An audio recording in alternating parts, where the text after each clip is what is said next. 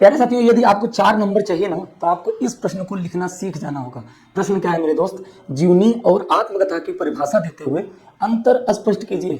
अब भाई दोनों को परिभाषा दीजिए, फिर दोनों की विशेषता और दोनों का अंतर लिख दीजिए। 1 मिनट में मैं आपको बता देता हूं। क्या देख लीजिए, आप समझिए परिभाषा क्या है। जीवनी की परिभाषा क्या होती है? किसी व्यक्ति के जीवन का इतिहास जो किसी दूसरे व्यक्ति द्वारा लिखा जाता है उसे जीवनी कही जाती है। इसकी प्रमुख विशेषताएं क्या है? लेखक कोई दूसरा व्यक्ति होता है, कोई अपने नहीं होता, कोई दूसरा व्यक्ति होता है। शोध और प्रमाणों पर आधारित, जीवनी हमेशा शोध और प्रमाणों पर आधारित होती है। तटस्थता और निष्पक्षता होती है। जब आप किसी की जीवनी लिखने जाएं तो आपको क्या होना चाहिए? निष्पक्ष होना चाहिए। संपूर्ण जीवन या मुख्य घटनाओं का वर्णन जीवनी में मिलता है और हमेशा तीसरा व्यक्ति का दृष्टिकोण होगा। यानी कि अगर मैं किसी की जीवनी लिखूंगा तो उसमें क्या होगा? मेरा दृष्टिकोण होगा ना, उसका जीवन कैसा रहा। उसके बाद भाई जीवनी को अंग्रेजी में कहते क्या है? बायोग्राफी कहते हैं। उसके बाद क्या है? दूसरा आत्मकथा। आत्मकथा क्या होता है? इसकी परिभाषा है मेरे दोस्त, किसी व्यक्ति द्वारा अपने ही जीवन की कहानी जो स्वयं द्वारा लिखी जाती है तो आत्मकथा कही जाती है। लेखक, इसकी प्रमुख विशेषताएं, लेखक वही व्यक्ति होता है जो लिख रहा होता है, यानी अपनी आत्मकथा स्वयं लिखी जाती है।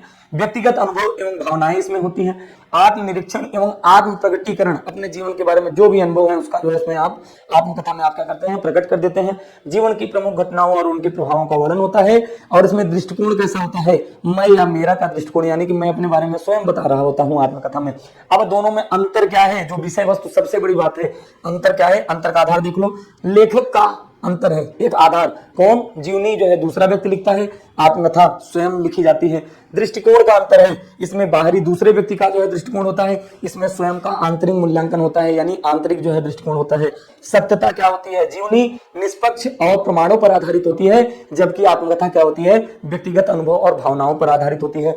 विषय वस्तु क्या होता है? जीवनी में संपूर्ण जीवन या उपलब्धियों का, संपूर्ण जीवन और उपलब्धियों का वर्णन होता है, जबकि आत्मकथा में क्या होता है? व्यक्तिगत विकास और संघर्ष का वर्णन है। उसके बाद श्रम कैसा है भाई? गहन शोध और संकलन। किसी की जीवनी लिखने के लिए आपको श्रम करना पड़ेगा, मेहनत करनी पड़ेगी, गहन शोध और संकलन करना पड़ेगा, जबकि आत्मकथा लिखने के लिए आपको क्या करना है? केवल आप अपनी स्मृति और आत्मचिंतन के द्वारा अपने पूरे विषय वस्तु को लिख सकते हैं। 4 नंबर इस तरह से पक्का हो सकता है। और किस विषय पर आप जो है वीडियो चाहते हैं ना, 1 मिनट में आप उसमें कमेंट्स में लिख दीजिए और मनु राठी यूट्यूब चैनल को सब्सक्राइब कीजिए। नमस्कार।